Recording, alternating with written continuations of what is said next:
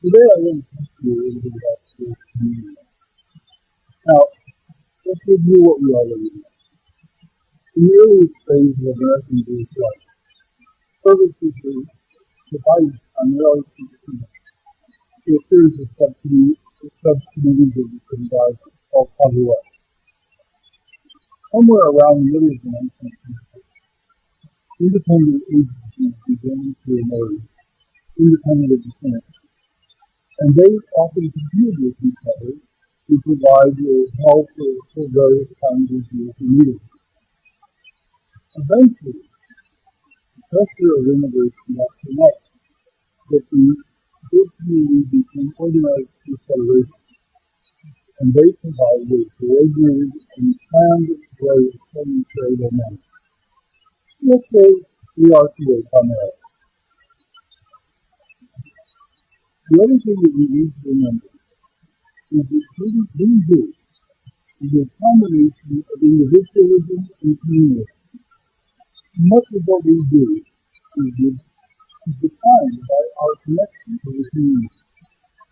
So the community is very important. Let's move forward to the 1960s. By this time, the immigration flow had virtually stopped completely.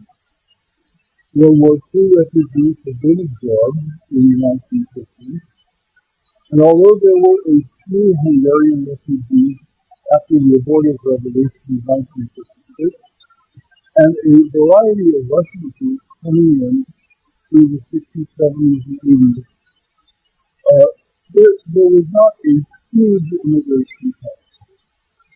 Refugees settled in major cities, effectively Brooklyn called Brighton Beach, out of Los Angeles, two other cities had large-scale refugee populations, and other communities had scatterings of refugees who were directed there by the Hebrew Immigrant Aid Society and were settled in their communities. Often they stayed there for a while and then moved to larger towns.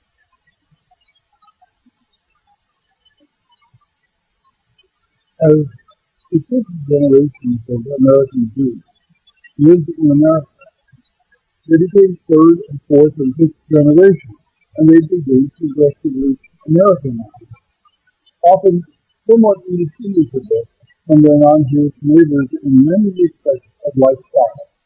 They lived in the same homes, they drove the same cars, they went to the same jobs, they saw the same movies, they voted somewhat differently to be sure, but they voted. They lived in areas that were not particularly Jewish. Now, what happened was that as the flow of immigration increased, the Jewish community stopped being as heterogeneous as it was before. That's all.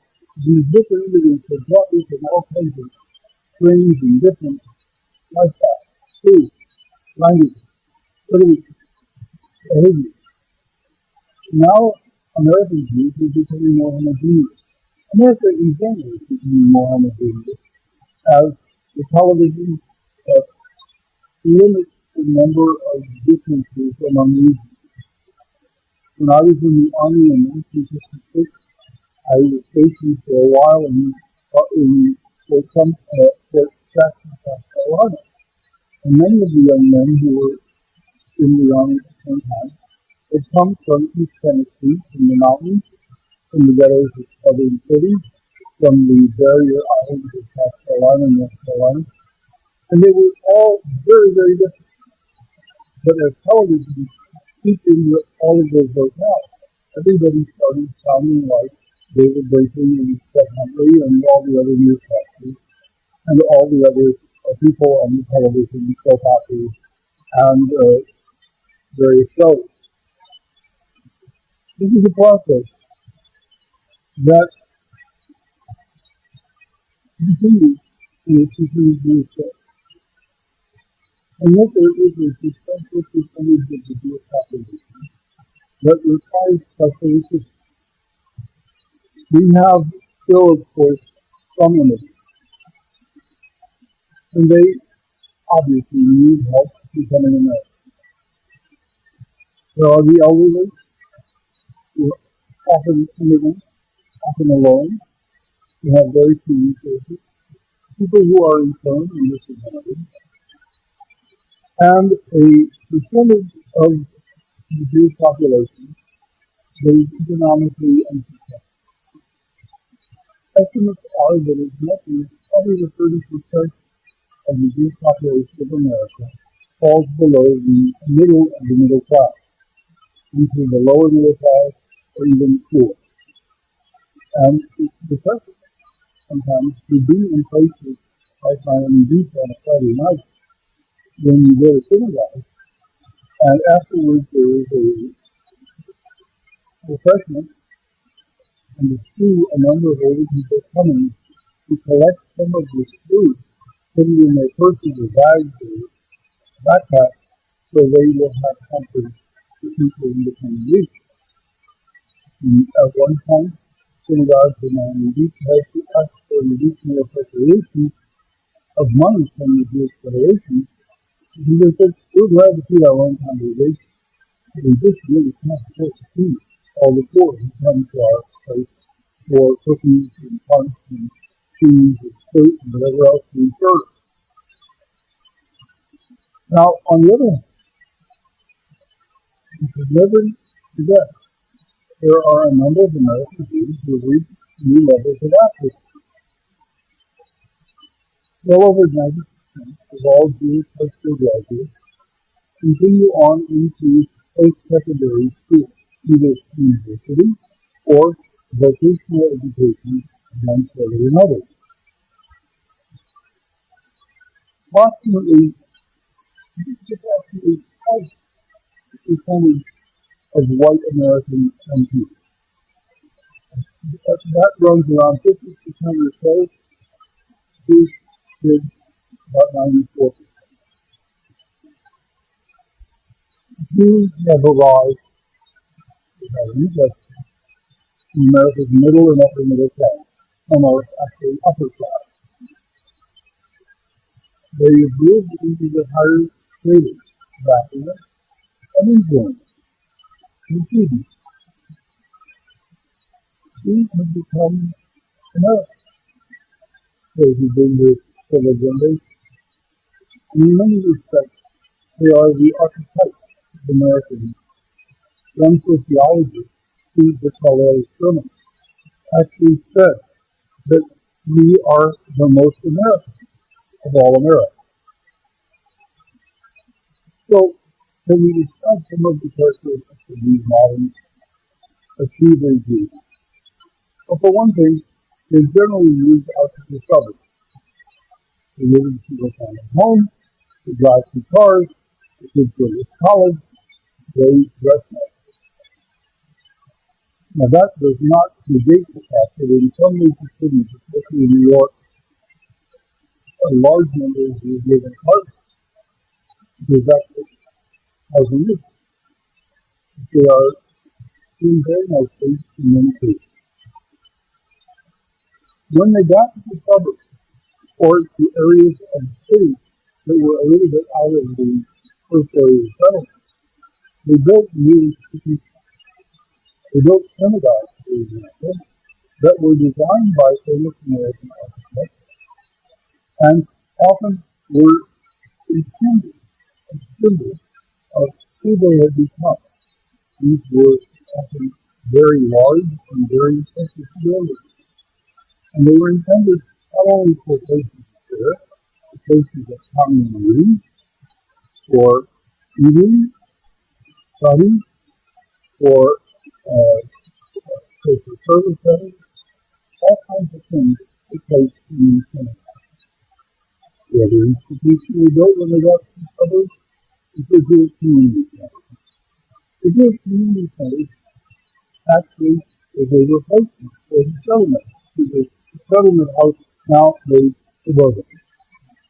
And these often have elaborate athletic facilities, cultural programs, social gatherings, programs for senior citizens, children, especially preschool, very good preschool usually, and summer camp. The other thing that happened, especially after 1967, was that the centers and seminars collaborated with the Federation to provide youth experiences in Israel. And many of our young people go to Israel for day trips, perhaps even semester studies, to work on a book, and it is intended to help them solidify their Jewish identity in a way that cannot be done in an American suburb. Alongside these major synagogue existing countries, there were a number of independent organizations in this region. This chapter, Gospel chapters, this circle chapters, all the kinds of organizations that found their identity with a particular purpose and focus. And they often did not take any money from the Jewish communist drive, but engaged in their own fundraising activities to support whatever purposes they had in mind. And of course, there is the Jewish Federation, which is perhaps the third largest institution in a triumvirate of Jewish institutions in the community, Synagogue Center Federation. And the Jewish Federation was raising money in a coordinated drive every year. It's a philanthropic activity similar in Jewish circles to the United Way in the general community. Some of the funds are directed, of course, for international purposes and go to Israel and go to the Joint Distribution Committee, which provides relief for Jews who are often trapped in countries where their lifestyle is not very good, such as Iran or in the Soviet Union, former Soviet Union, Russia, for example, Poland. And some of the funds for the Federation are used in social service activities, relief of various kinds. Half of the funds are also allocated to local purposes according to the desires of a board which runs the organization with the help of professional administrators. There are also in other institutions many communities, large communities, literally hundreds of these organizations to which people can make allegiances and affiliations. They can join for dues and enjoy a camaraderie with other people who have the same goals in mind. It's a complicated community because there are lots and lots of people to make. Now, a fascinating possibility has emerged as Jews have become third and fourth generation Americans. There was a Norwegian American in Marcus Friedman, essentially the professor of sociology at the University of Wisconsin. He began to study Norwegian immigrants in the Dakotas, especially in Minnesota. And he came up with a paradigm called conscience law. And let me try to explain what he said because it applies very clearly to Jewish life in America. Conscience law says that in the first generation, the immigrants are confused by the old world. Everything that they brought with them stays with them. Language, speech, Norwegian community spoke Norwegian. In this community, they spoke Yiddish. They had separate food. Norwegians speak lecture and a dialect, which is called which is cod-soaked brine. I always thought it was something that made the Vikings really nasty people because they had to eat this stuff while they were on their boat across the North Sea. And by the time they got to England and were ready to go raiding, they were really ready for some good food. They brought customs, they brought dances, music. Everything was an attempt to recreate the civilization they left, whether in Norway, Poland, or wherever they came from. Jews, they like that. Some Jews who came from Germany settled in the upper west side of the United States, around 125th or maybe 30th Street, and it became known as a German Jewish enclave. Everything about that first generation is an attempt to recreate Europe. And then came their children. And their children, the second generation, decided we want to be American.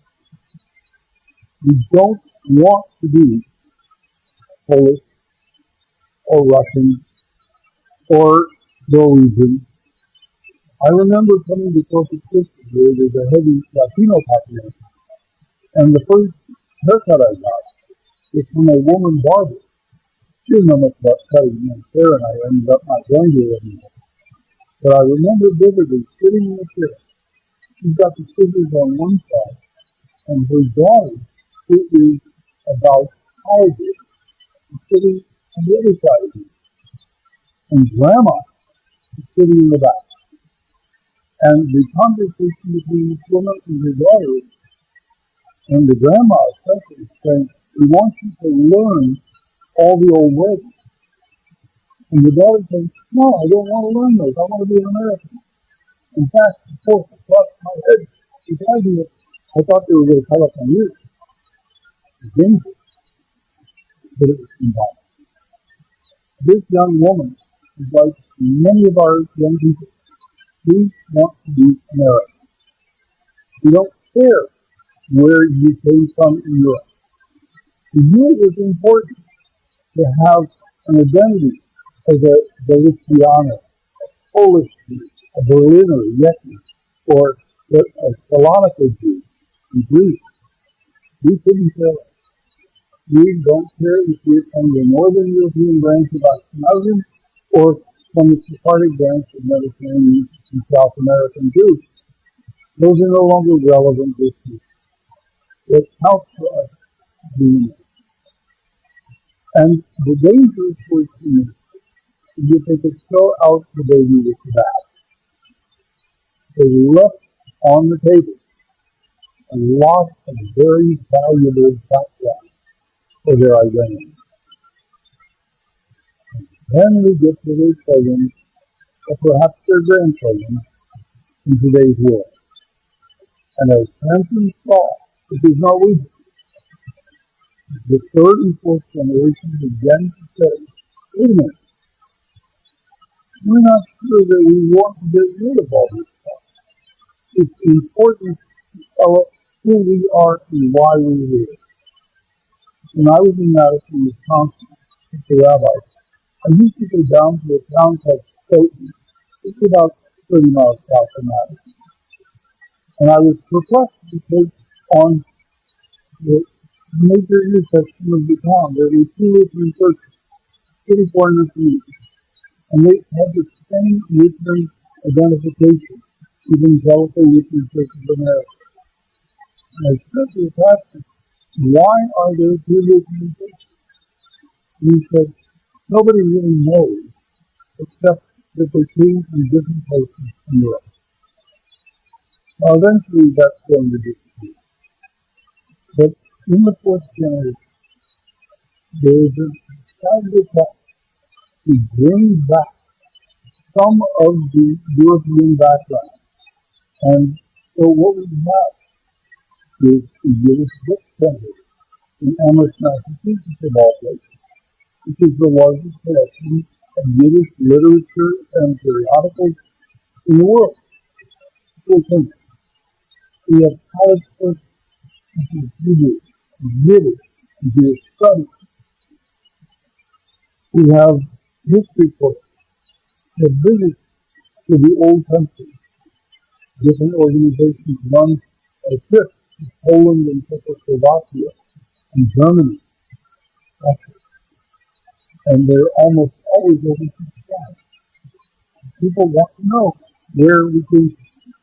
There's a renewed interest in Jewish genealogy. You need to know, people say, and people who say, who our ancestors were, where they came from and what they did. There are ethnic texts, food books, food of different kinds that was brought over by immigrants, changed in American ways, updated, and now is served as Jewish food all over the country. It would appear that a major change happened after 1967. 1967 was a war in the Middle East between Arabs and Israel. That conflict seems to have kindled especially a desire for roots among young Jews. And it's led to a proliferation of heritage trips to Eastern Europe and Israel, academic offerings, Hebrew and Jewish studies, and an elevated consciousness of Jewish political identity. In the next and final lecture of this series, I'm going to try to outline a few of the issues that are paramount as we look forward to the rest of the 21st century.